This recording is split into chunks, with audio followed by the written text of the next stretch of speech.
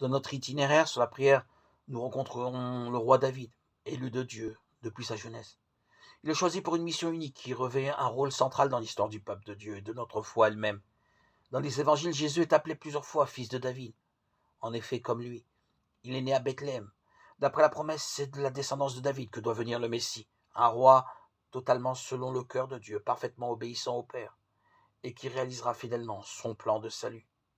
L'histoire de David commence sur les collines autour de Bethléem, où il fait paître le troupeau de son père, Jessé. Il est encore un jeune garçon, le cadet de nombreux frères, au point que lorsque le prophète Samuel, sur ordre de Dieu, se met à la recherche du nouveau roi, son père semble presque avoir oublié son plus jeune fils. 1 Samuel 16, 1, 13. David travaillait au grand air. Nous l'imaginons comme un ami du vent, des sons de la nature, des rayons du soleil. Il n'a qu'une seule compagnie pour réconforter son âme, sa harpe. Pendant ces longues journées de solitude, il aime jouer et chanter pour son Dieu. Il joue aussi avec sa fronde.